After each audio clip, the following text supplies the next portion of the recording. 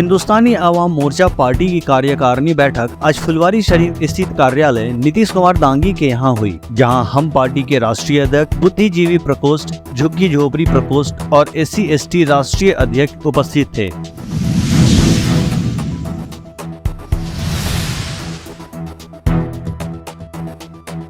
इस बैठक में कुछ मुख्य मुद्दों पर बात हुई,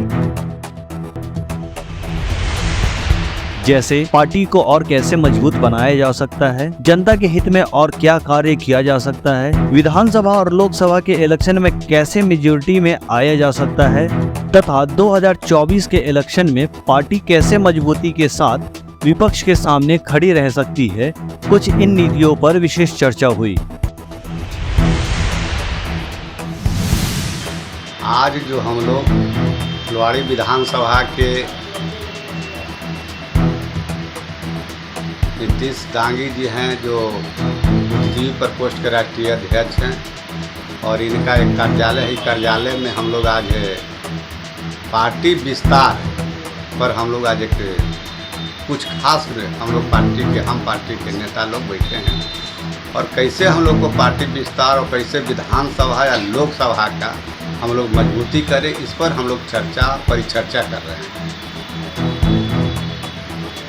हम लोग पार्टी के जिस तरह महागठबंधन से हटकर हम लोग NDA में शामिल हुए हैं, और उसी आधार पर हम लोग चाहते हैं कि NDA फुलवारी न बल्कि बिहार मजबूत हो, और साथ साथ फुलवारी के विधानसभा में भी हम तैयारी कर रहे हैं। और उस तैयारी के लेकर आज हम लोग एक छोटा मोटा बैठक रखकर शुरुआत किए हैं, जिसमें ताकि अगला कार्यक्रम ठीक चलते रहे। हाँ, हम लोग खासकर इसीलिए बैठके किए हैं कि हम लोग फुलवारी विधानसभा में रणनीति बनाएंगे, और बनाएंगे तो आपको हम फिर कहेंगे कि हम लोग इस रणनीति तैयारी के लिए बनाए हैं।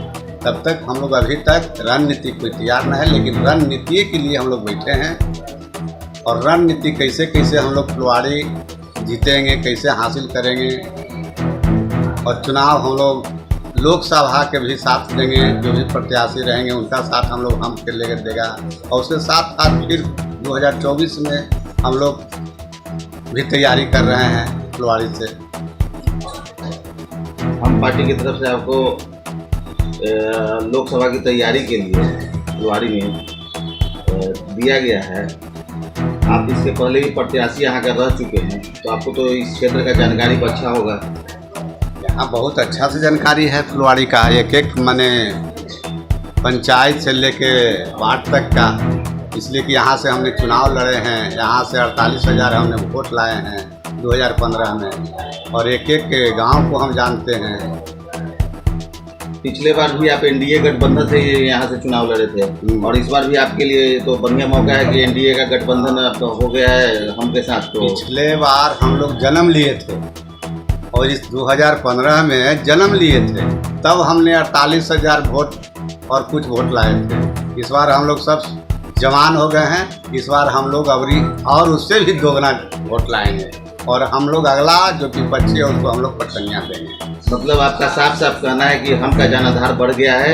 2015 के अपेक्षा भी 2024 में 25 में जो चुनाव होना है, उसमें भी आप लोग काफ़ी मजबूती से, मतलब मजबूती से नहीं, पूरा मजबूती से हम लोग उतरेंगे, और इस सीट को हम लोग हासिल करेंगे।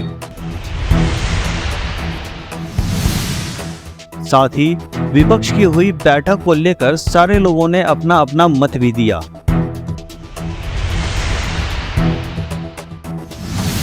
देखिए, महागठबंधन का रैली नहीं था, इसको रैली नहीं बोल सकते। हम ये बोल सकते हैं कि सारी पार्टियां मिल करके और राहुल जी का शादी करने के लिए बाराती आए थे, लेकिन बारात में क्या हुआ, शादी करने के लिए तैयार नहीं था। होगा चेहरा कौन होगा और किस तरह से उनको, मतलब देश का प्रधानमंत्री कौन, एक क्लियर स्टैंड ही नहीं क्लियर है महागठबंधन का।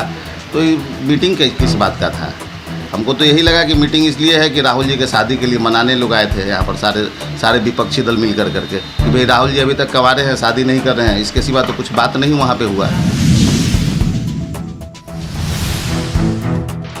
देखिए, इस मीटिंग जो है विपक्षी दल के लोग बैठे हैं, ये तो हम कहेंगे कि बैंक पर तराजू तो न तौलाता है लेकिन तौला गया है। यानी कहने के मतलब कि एक साथ 15 पार्टियां बैठी, तो हम समझते हैं कि तौला गया, लेकिन तौलाया लेकिन कोई काम के नहीं, इसलिए कि कोई इसका उद्देश्य नहीं निकला। जो उद्देश्य से लोग विपक्षी दल के लोग बैठक किए थे उसका कोई निष्कर्ष नहीं निकला।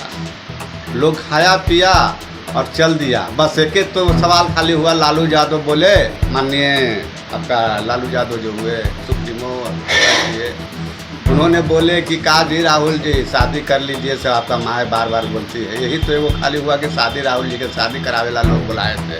उसके अलावा तो हमारा न लगा कि कुछ निष्कर्ष निकला है, कुछ आया है। और सब अपन अपन डपली अपन अपन राग बना के चल दिया लोग। और केजरीवाल का जो अध्यादेश जारी करने के लिए, केजरीवाल जी को तो झूठा आश्वासन दे के बुला लिए लोग, और जब यहाँ बात चलना था तो कोई सब बातें नहीं निकला। केजरीवाल जी जैसे आए वैसे चल दिए। उनका जो अध्यादेश पर बात करना था, समर्थन देना था, कोई नहीं, एक शब्द नहीं बोला। अब समझिए कि सही पार्टी विपक्षी दल एक है या नहीं। पहला तो उसमें विपक्षी लोग ऐसे ही चला कि चल भाई एगो क्या बोलता है उसका हनीमून मनावे, उसी तरह एगो चल आया था, लोग हनीमून मना लिया, खा पी के चल दिया। थोड़े यहाँ कुछ हुआ है, न उसका कोई अनुयोजक न संयोजक न कोई कोऑर्डिनेशन कमेटी न कुछ नहीं बना। तो समझिए कि एक हनीमून मनाया चल दिया। वही में राहुल जी का चर्चा भी चल गया शादी का।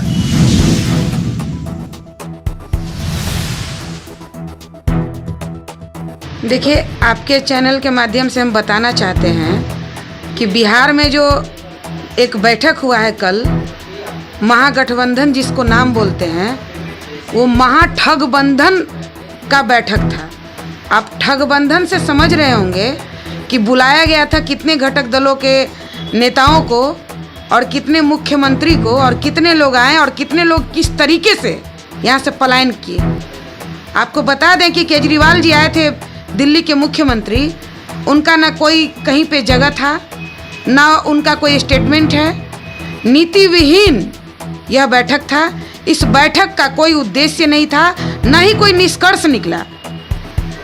हमें ऐसा लगता है कि यह बिहार के जनता को बेवकूफ़ बनाने के लिए बैठक रखा गया था। लेकिन आपके माध्यम से हम बता दें कि बिहार की जनता को जितना आपने बेवकूफ़ बनाना था बना लिए।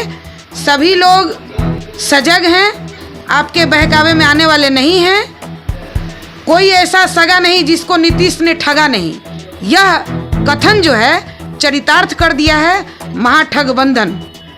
आपके माध्यम से हम बता दें कि ऐसी कोई प्रतिक्रिया और क्रिया कुछ हुआ ही नहीं है जिससे कोई निष्कर्ष निकले, और यह बैठक बिल्कुल फेल्योर है। तीस बाबू का तो एक से एक सगुफा है, जुमला है।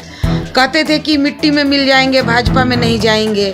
मतलब एक से एक बात, ऐसे ही नहीं लोग कह दिया है। बिहार की जनता जान गई है कि नीतीश कुमार जी ऐसे नेता हैं, एक स्लोगन उनके लिए है, कोई ऐसा सगा नहीं जिसको नीतीश ने ठगा नहीं।